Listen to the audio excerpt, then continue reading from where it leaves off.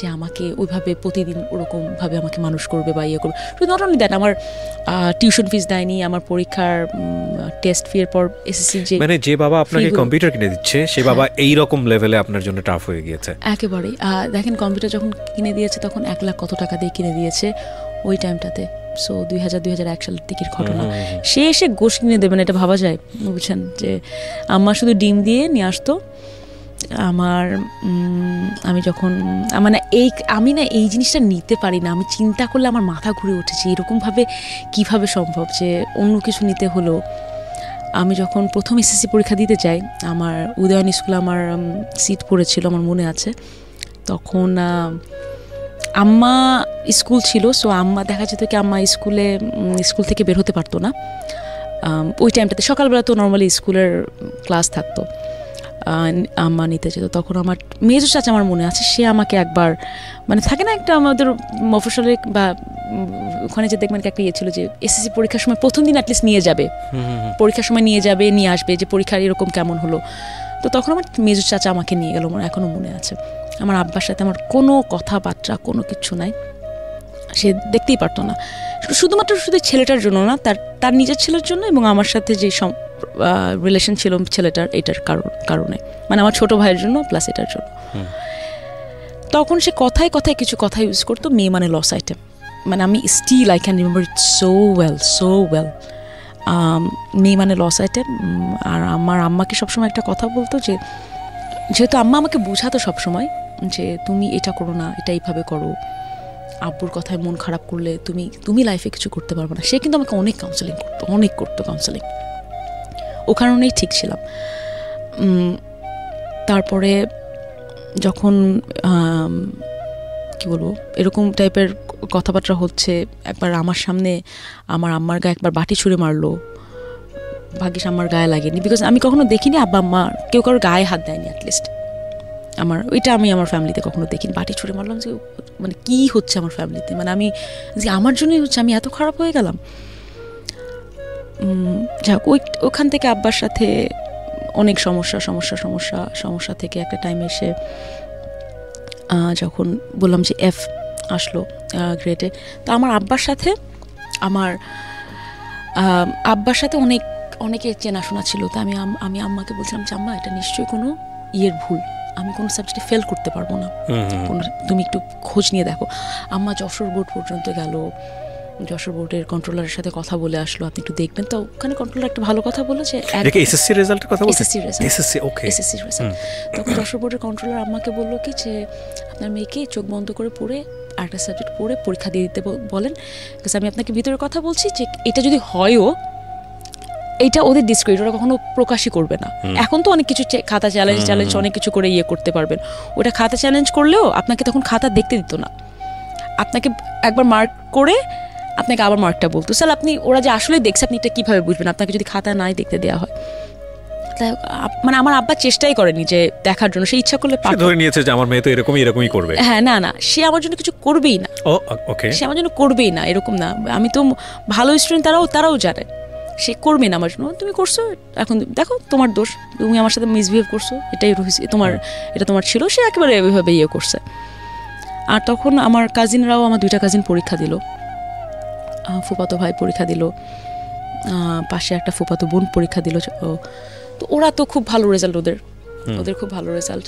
এখানে আর একটা কথাও বলতে হয়, আমার নিচে যে কোচিং সেন্টারটা ছিল, লাকি স্যার ছিল কোচিং সেন্টারের মালিক।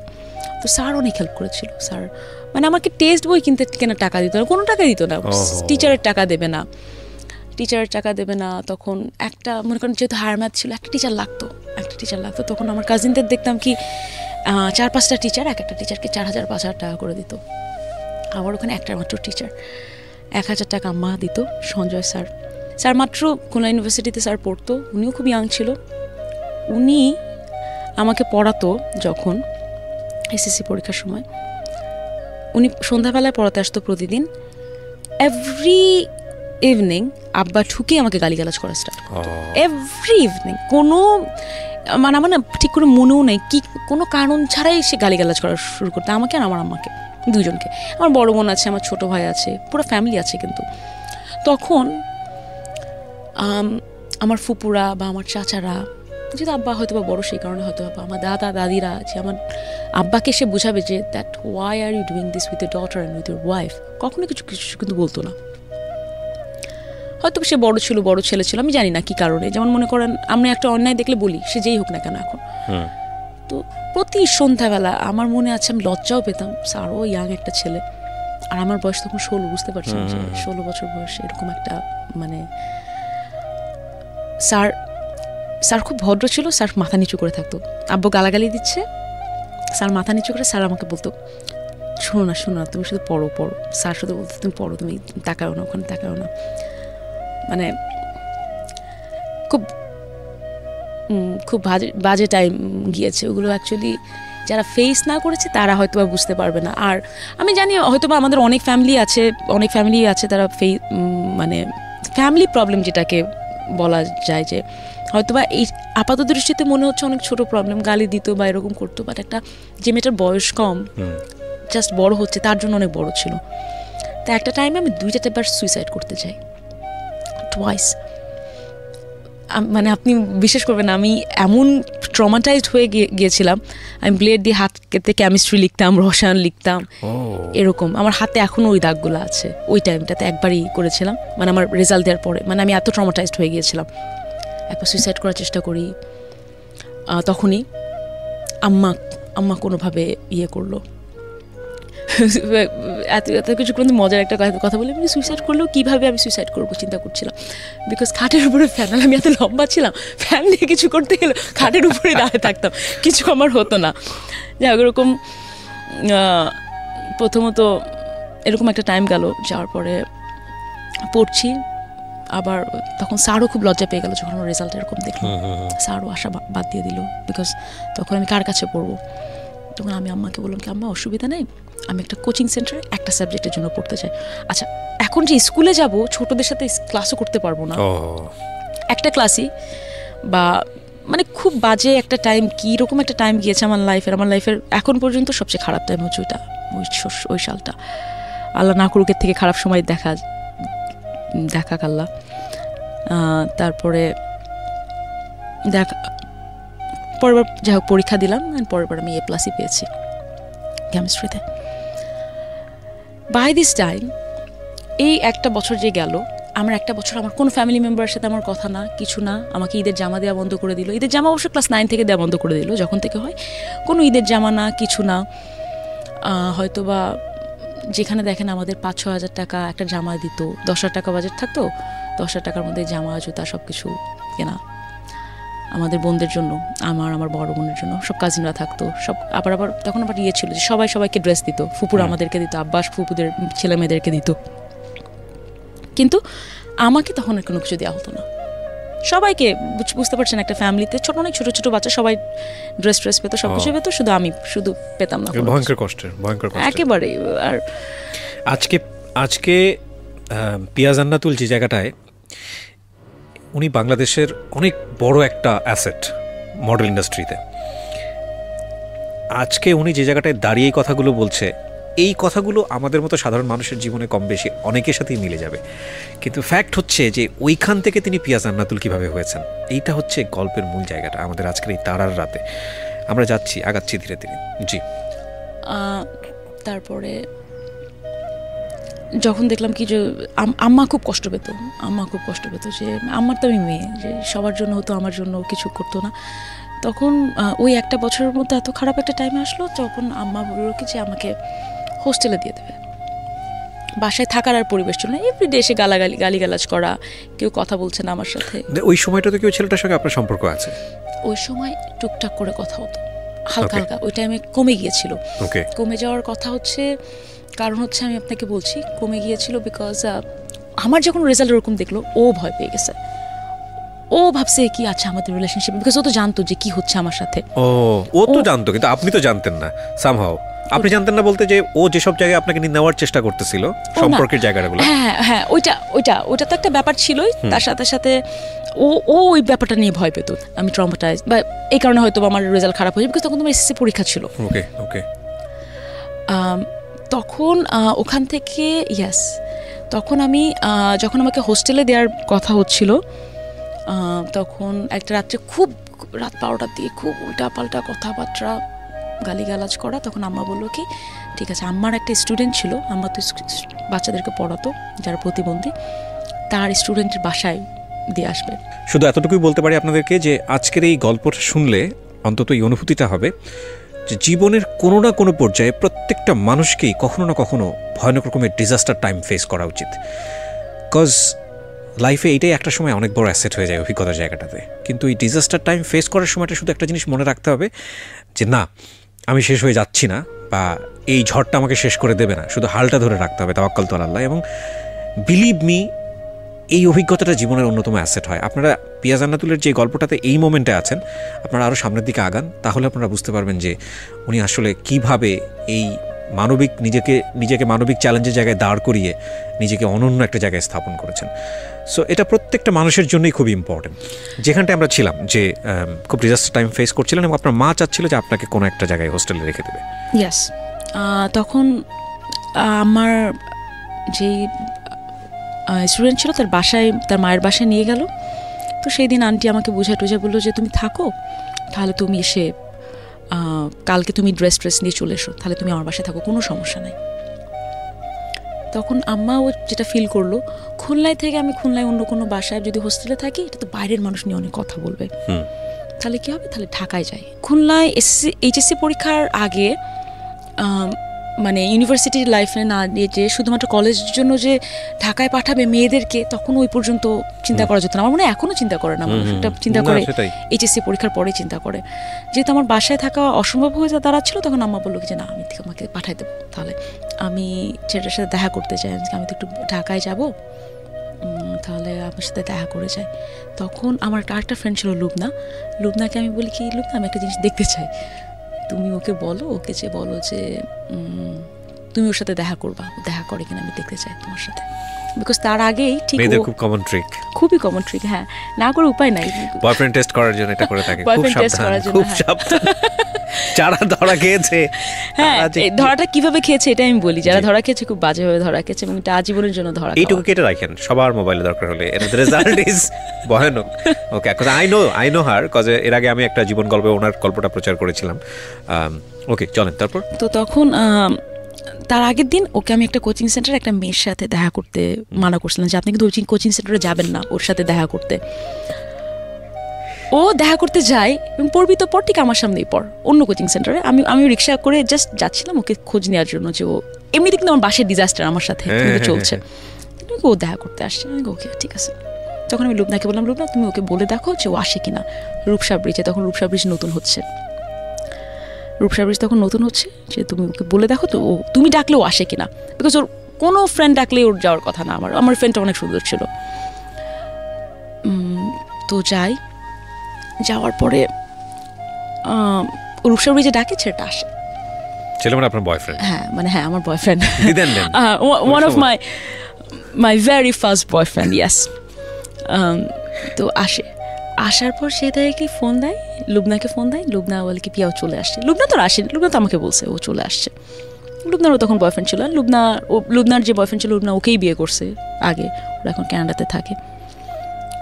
ও যে দেখে আমাকে ওখানে, ওর তো আকাশ ভেঙে পড়ছে যে পিয়া এখানে কি হবে এখন। ও জাস্ট আমাকে দেখে একটা রূপসা ব্রিজে একটা দৌড় মারলো আমাকে দেখে। তখন বাই দ্য ওয়ে ওই টাইমটাতে বলি 2007 সাল। তখন 2007 সালে তখন কিন্তু প্রচুর মানে রূপসা ব্রিজ কেবল তৈরি হয়েছে, প্রচুর দর্শক মানে ওখানে বসে থাকতো, মানুষজন বসে থাকতো দেখার জন্য। আমাদের হাতিঝিল যখন নতুন হয় ওরকম প্রচুর মানুষজন বসে থাকতো, পুরো মানুষ ঘিরে। ও জাস্ট দৌড়টা দিল, ওর পিছু আমি দৌড়টা দিলাম। Imagine the situation. হ্যাঁ, একটা ছেলে দৌড়াচ্ছে, একটা মেয়ের ভয়ে মেয়েটা দৌড়াচ্ছে। তখন দুজনকে খুব ভালো করে টের পাওয়া যাবে, কারণ পিয়ার হাইট যেরকম একেবারে, এবং মেয়েটা জানো তো মেয়েটা আবার দেখতেও সুন্দর। চিন্তা করেন অবস্থা কি। ওর হাইট ছিল 5 ফিট 8 ইঞ্চি। ওকে, 5 ফিট 8 বা 8.5 ইঞ্চি। এখন কত? এখন 5 ফিট 10 ইঞ্চি, এখন লম্বা হয়ে গিয়েছে একটু। তো তখন সবাই তালি দেওয়া স্টার্ট করলো যে ছেলে দৌড়াচ্ছে, মেয়েটার ভয়ে মেয়েটা পিছু দৌড়াচ্ছে। তখন ছেলেটা একটা টাইম এসে বুঝতে পারলো যে সবাই লোকজন এরকম আসছে। ও দাঁড়ায় গেল, একটা সিঁড়ি আছে রূপসা ব্রিজতে, আবার উঠা যায় উপরে, ওই সিঁড়ির একটা সিঁড়িতে উঠে ওখানে দাঁড়ায় গেল। আমার এটুকু মনে আছে। আমি দাঁড়ালাম, যে কেউ চশমা পরতো, একটা চশমা পরতাম, চশমাটা নিয়ে এরকম করে ভাঙলাম, জাস্ট এরকম করে নিয়ে এরকম করে ভাঙলাম, চুলটা ধরলাম, জাস্ট চুলটা এরকম করে ধরছি, আমার মনে আছে সিল্কি চুল ছিল, ধাম ধাম মার। মানে কি মার কাকে বলে, চশমা প্রথমে মারার পর তখন মারলাম, জাস্ট চুল হাতে এক মোটা চুল আমার, মানে চুলটা এমন ভাবে ধরেছে যে হাত যতটুকু ধরেছে অতটুকু হাতে হাতে চলে আসছে। হ্যাঁ, যাই হোক, still I am not sorry for that, still I am not sorry for that. Brother, আমরা আপনার পরিচয় এখানে রিভিল করছি না, আমাদের অনুষ্ঠানের এথিক্স অনুসারে যায় না এটা, বাট জানি খুলে আমাকে যারা চিনতো জানে, ওকে ফাইন, ইটস পার্সোনাল ব্যাপার, বাট এটা লাইফ লং লেসন, এটা লার্নিং। আপনি চিট কেন করবেন? You have to be very honest না সম্পর্কে। আপনারা যারা শুনছেন তারা আপনারা শুনবেন, এই প্রত্যেকটা ক্যারেক্টার, নিবেদিতা, সারা, আমার এই বয়ফ্রেন্ড, আমার চাচা, ফুপু, আমার বাবা মা, যারা যারা ছিল, এদেরই কয়েক বছর পরে এখন কি অবস্থা আমি আজকে এটাও বলবো, যেটা আমি আপনারা আগেটা তেমন বলা হয়। ডোন্ট প্রেডিক্ট, কোনো কিছু প্রেডিক্ট করতে পারবে না যে লাইফ আসলে কিভাবে চেঞ্জটা আসে, লাইফে কিভাবে যে চেঞ্জ আসে, আপনি এটা না দেখলে আপনি এটা মানে না ইয়ে করলে বুঝতে পারবেন না। তখন একটা পুলিশরা চলে আসলো, পুলিশরা চলে আসছে, পুলিশরা আমাকে দেখে, মানে আমাকে দেখে চিনতে পারছে, বিকজ আমার চাচা আবার কমিশনার ছিল, চাচা কমিশনার ছিল ওইখানকার। আর আমাদের ফ্যামিলির মেয়েরা অনেক লম্বা, ঈদের আমাকেই ভাবছে কিংবা আমার ফুবু ভাবছে আমাকে, কিছু একটা ভাবছে যে এটা তো ময়না কমিশনারের ভাইয়ের মেয়ে, কিছু একটা ভাবছে, যে ওনাকে কিছু বলেন না। আমাকে সে শুধু বললো যে আপনারা ভালো ফ্যামিলির ছেলে মেয়ে, আপনারা এখানে কি করতেছেন, আপনারা এখানে কি করছেন, বাসায় চলে যান। তখন মিও বাসায় চলে গেল, আবার আমিও বাসায় চলে গেলাম, আমি একটা রিক্সা নিয়ে চলে আসলাম। আমি বলে আসলাম কি this is my last meeting with you. আর আমি লিব্রা, বাই দ্য ওয়ে আমি লিব্রা, আমার বার্থডে হচ্ছে 14 অক্টোবর, আমি যেটা বলি সেটা করি, এটা আপনার সাথে আমার লাস্ট মিটিং, আমি আপনাকে অনেক চান্স দিয়েছি। তখনও আপনি হ্যাঁ, আমি এখনও কথা হয়েছে, আমি আপনাকে বলি, আমি বললাম না প্রত্যেকটা ক্যারেক্টার আসবে, এখন আপনিই বলেছি যখন কথা হয়েছে। তো আমি তো ও তো আমার উপর খেপে আসে, মারটার খেয়ে স্বাভাবিকভাবে বাই দ্য মারটার খেপে আসে, তখনও ইয়েতে করে চলে গেল, রিক্সায় করে চলে গেল। আচ্ছা, একটা ছেলে, আমার একটা ফ্রেন্ডেরই ফ্রেন্ড, ওর সাথে আমার কয়েকবার কথা হয়েছিল, ছেলেটা ঢাকায় থাকতো।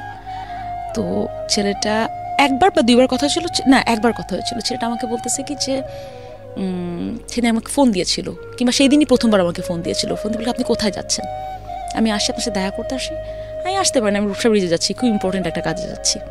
সো ছেলেটা ওখানে আসছিল, ছেলেটা তো মাইকটার দেখে ভয় পেয়ে গেছে, ভয় দিয়ে ছেলেটা আমাকে 2 দিন পর ফোন দিয়েছে, এটা আমি কি দেখালেন আপনি আমাকে, এটা আমি কি দেখলাম, খুলনার মেয়েরা এত ডেঞ্জারাস। ও খুলনার বাট ঢাকায় থাকতো, হ্যাঁ খুলনার মেয়েরা এত ডেঞ্জারাস। আমি ওই যে চুলগুলো ছিল না, আমি কিন্তু একটা খুব সুন্দর করে যত্ন করে রাখছি, অনেক বছর যত্ন করে ছিল। আমি ফুপুকে যে দেখা দিলাম, ফুপু যে ছেলেটার জন্য এরকম ঝামেলা, সেই ছেলেটার সাথে এরকম হয়েছে, দেখেন এটা। ফুপু হাসতে নাই, ফুপু মনে হচ্ছে এখন হাসি, বাট পিছনের কাহিনী খুব দুঃখের, খুবই দুঃখের। তখন ওই ছেলেটার সাথেও একবার দেখা হলো, যে ছেলেটা ওই যে রূপসা ব্রিজে আসছিল, যে ঢাকায় ছিল। তো মিমাপুই বললো যে দেখা করলে কি সমস্যা। আমি আপু দেখলাম, তা আমাদের চেহারা ভালো লাগলো না, চেহারা ভালো ছিল না, মানে আমাদের পছন্দ হয়নি। সো আমি আর মিয়াপু দুইজনই বললাম যে না, রিজেক্ট, মানে আমরা খুব ফান করতাম এগুলো নিয়ে, ইয়ে করতাম। ওর তো একটা হ্যাবিট হয়ে গেছে 2-2.5 বছর রিলেশন, যে না আই এম রিয়েলি সরি, তুমি এরকম করো না, আমি কিন্তু সুইসাইড করবো, সুইসাইড করেন, কোনো সমস্যা নেই, এখন নাও ইটস ইউর লাইফ, আমি আপনার I am no more in your life, so আপনি যা ইচ্ছা আপনি তাই করবেন। এখন আম্মার এত টাকা নেই, আম্মা আমাকে আলাদাভাবে কলেজে পড়াবে, ঢাকায় রেখে পড়াবে। আর আব্বা তো টাকা সেই ক্লাস 9 থেকে দেওয়া বন্ধ করে দিছে, কিছুই দেয়নি, খাবারই নিয়ে আসতো না, সে আবার পড়াশোনার জন্য কি টাকা দেবে। দিস ইজ ভেরি ইম্পর্টেন্ট, এই জিনিসগুলো খেয়াল রাখবেন, যে একটা মানুষের যখন ল্যাক হয়, একটা কথা হচ্ছে শোককে শক্তিতে পরিণত করা, এই জিনিসগুলোই ওনার লাইফে কতটা আশীর্বাদ হয়েছে পরবর্তীতে। হ্যাঁ চাই, তারপর একেবারে আসলে ভাই এই জিনিসগুলাই আশীর্বাদ স্বরূপ কাজ করেছে আমার জন্য। যখন তারপরে বললাম কি আম্মা যেভাবে হোক না কেন আমি ঢাকায় ভর্তি হবো, আম্মা বললো কি তুমি কিভাবে থাকবো, আমি তোমাকে হয়তো বা কিছু টাকা দিতে পারবো। আমাকে পকেট মানি দিত 2,500 থেকে 3,000 টাকা পুরো মাসের জন্য। আর পকেট মানিও ঠিক না, মানে যাতায়াত, ট্রান্সপোর্ট পকেট মানি আপনি যেটাই বলেন না কেন, কলেজ ফি, আবার হোস্টেলে থাকলাম, একটা হোস্টেলে থাকলাম যখন আম্মা, তখন আম্মার একটা জমি বিক্রি করে দেয়, আম্মার কিছু গয়না বিক্রি করে দেয় আম্মা। গয়না বিক্রি করে দিয়ে আম্মা আমাকে পাঠায়, ঢাকায় পাঠায়। By this time high five ছিল, হাই ফাইভ ছিল।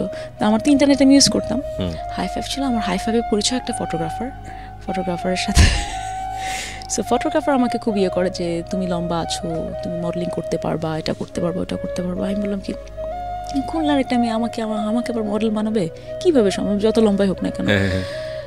তা আমি ওখান থেকেও একটা আশার আলো দেখতে পাই যে আচ্ছা ঠিক আছে, কোনো কিছু থেকে আমি যদি টাকা ইনকাম করতে পারি, বিকজ আমি তো কন্টিনিউয়াসলি আমার 16 বছর বয়সে মাথায় ঘুরতেছে আমি কিভাবে আসবো, কিভাবে আমি সার্ভাইভ করবো কিভাবে। তখন আপনি থাকতেন কোথায়? ঢাকাতে এসে আমি বনানীতে একটা হোস্টেলে উঠেছিলাম পড়াশোনা করার জন্য, মানে প্রিপারেশন নিচ্ছেন নাকি ভর্তি হয়ে গেছেন? মাইলস্টোন কলেজে। ও মাইলস্টোন কলেজে। আম্মা সবকিছু ইয়ে করে দিল, বিক্রি করে। তখন আপনার কত টাকা লাগতো প্রতি মাসে খরচের জন্য? আনুমানিক 10,000 টাকা, 10,000 বা 12,000 টাকা। কিন্তু উনি পাচ্ছে ফ্যামিলি থেকে ধরেন 2 থেকে 2,500 টাকা। সো একটা মেয়েকে সার্ভাইভ করতে হলে কিভাবে সার্ভাইভ? না 2 থেকে 2,500 টাকাও না, সে আম্মা আমার আবার ইয়েও দিয়ে দিত, কলেজের আমার মনে নেই কলেজের ফিটা দিয়ে দিত, কিন্তু কোনো টিচারের ফি দিতে পারতো। মানে বাবা তখনও স্টপ? হ্যাঁ, উনি এখন পর্যন্ত স্টপই আছে, ওই ক্লাস 9 থেকে এখন পর্যন্ত। এখন আলহামদুলিল্লাহ এখন আর লাগে না যদিও। সো আম্মা 5-6 হাজার টাকা পাঠাতে পারতো। ওকে, 5-6 হাজার টাকা পাঠাতে পারতো। বাকি 5-6 হাজার টাকা আমি কিভাবে ম্যানেজ করবো, বিকজ হোস্টেলের তো একটা টাকা দেওয়া লাগবে। প্রথম মাসে এসে 15,000 টাকা হয়ে গেল, বিকজ যে হোস্টেলে এসে উঠলাম বনানীতে, সব নর্থ সাউথের মেয়েরা এসে ওখানে থাকতো। ওটা খুব এক্সপেন্সিভ একটা হোস্টেল ছিল, বাট ভালো ছিল। আম্মা বললো কি আমি তো এত দামি হোস্টেলে তোমাকে রাখতে পারবো না, তুমি কি করবা দেখো। এবং শুধু সেটা না, ওখান থেকে আমি মাইলস্টোন কলেজে যেতাম বনানী থেকে উত্তরা। তো তখন আমি না মানে সাফোকেটেড ফিল করতাম, বমি হতো, মানে খাবার ঠিক করে পাচ্ছি না, যে এত অ্যাডজাস্ট করতে পারতাম না। তখন বললো কি উত্তরা একটা হোস্টেলে ভর্তি হলাম, 2,500 টাকা করে। হোস্টেলে ভর্তি হোস্টেল হচ্ছে মাদ্রাসার একটা হোস্টেল। এবার আমি তো আবার মডেলিং করতেছি, মানে আস্তে আস্তে করে। তখন কি আপনি শুরু করেছেন, মানে আপনাকে ডাকছে? শুরু করিনি, তখন আমাকে ফটোগ্রাফারের কাছে মনে করেন আমি একটা ফটোশুটের জন্য গিয়েছি, একটা ফটোশুট করেছি। বাট আমি গ্রেটফুল তার কাছে, এটা বলবো মিডিয়াতে তো সেই আমাকে এনেছে, এবং তার সাথে সাথে প্রথম ফটোশুটের কোনো টাকাও নেয়নি আমার কাছ থেকে। আমি খুব ভয় ছিলাম যে আম্মুকে বলছিলাম আম্মু কিছু টাকা নিয়ে যাও, এত বড় একটা ফটোগ্রাফার, আমার ছবি টবি তুলবে, টাকা তো দেওয়া লাগবে। আচ্ছা, আমাকে অনেক কষ্ট করে ম্যানেজ করানো হয়েছে। এই পড়াশোনার টাকা আসে না, সে আমাকে ফটোশুটের জন্য টাকা দেবে, সে আমার কাছে কোনো টাকাই নিল না। And he was very impressed to see me, যে লম্বা একটা মেয়ে, কথাবার্তা সুন্দর করে বলছে। লুকসটা তো খুবই ইম্পর্টেন্ট, আমরা যতদূর জানি মডেলিং এর ক্ষেত্রে খুবই ইম্পর্টেন্ট। লুকস, ফিচার, হাইট, এগুলো একটু খুব ইম্পর্টেন্ট।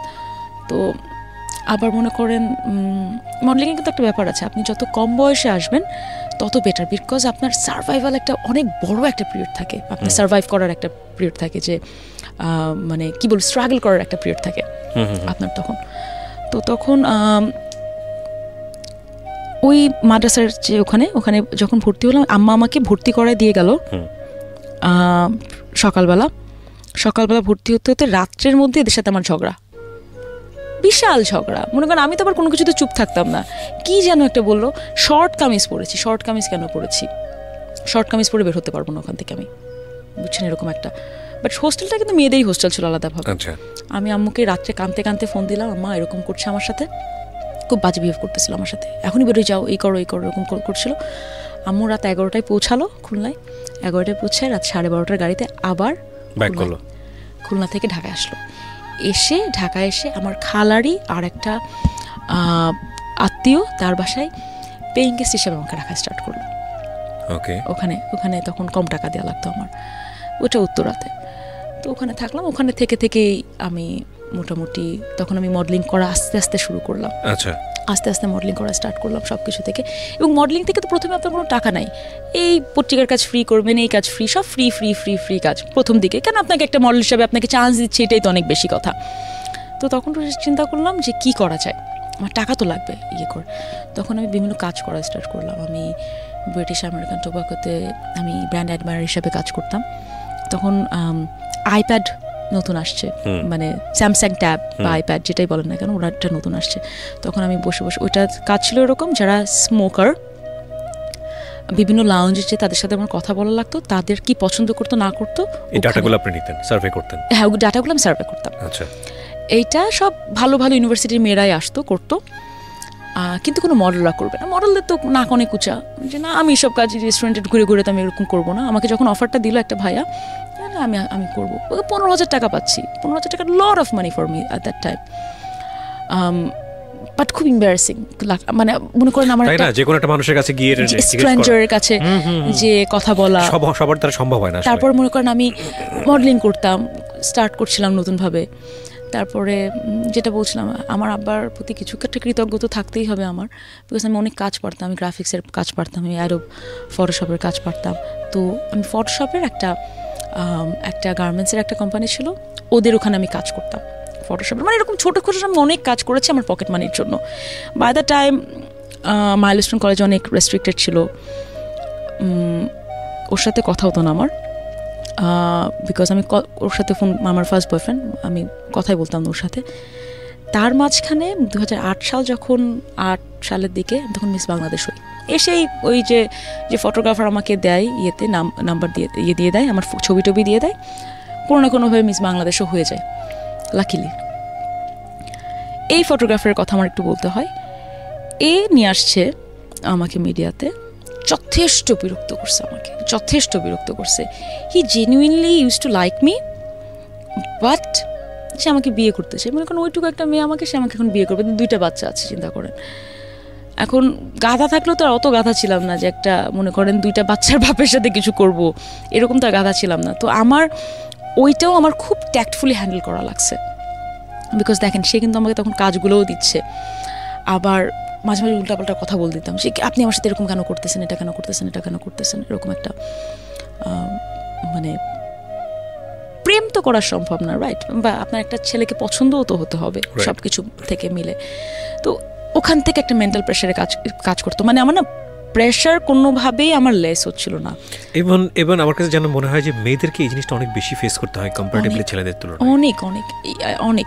তারপরে যখন আমি কাজ করা স্টার্ট করি, দেখেন আমি তখন আরেকটা বিষয় আমরা তুলে নিয়ে আসতে চাই, এটা অনেকেরই আগ্রহ সাধারণ মানুষের, যে একটা ছেলে না একটা মেয়ে যখন মিডিয়াতে কাজ করে, খুব স্বাভাবিকভাবেই মিডিয়ার কর্মীদের প্রতি, বিশেষ করে যারা একটু শো অফ বা শোবিজ বিজনেসে থাকে, শোবিজ জগতে থাকে, তাদের প্রতি সাধারণ মানুষের যেই দৃষ্টিভঙ্গিটা, সেটা কিন্তু পজিটিভ না, যে একেবারে পজিটিভ না, সামথিং রং। এবং এটা কতটা চ্যালেঞ্জিং একটা পেশা, একটা মানুষকে সার্ভাইভ করতে হলে কত রকমের বিষয়গুলো খুব ট্যাক্টফুলি মেনটেন করতে হয়। হ্যাঁ, মানে আমি যেখানেই যাচ্ছি সেখানেই আমি এরকম একটা প্রপোজাল পাচ্ছি, মনে করেন হয় প্রেম করবে কিংবা বাজে প্রপোজাল কিংবা কোনো কিছু একটা। এখানে আমি একটা জিনিস বলতে চাই, যে আমাকে যেগুলো আমি সরাসরি বাজে প্রপোজাল পেয়েছি, সেগুলো কেউ মিডিয়ার না কীরকম বলি, সেটা হচ্ছে থার্ড পার্টি থাকে না, মনে করেন থার্ড পার্টি কেউ এসে আপনি যদি এটা করেন তাহলে আমি আপনাকে ওটার থ্রুতে ওটার কাজ পাওয়াই দেবো, এরকম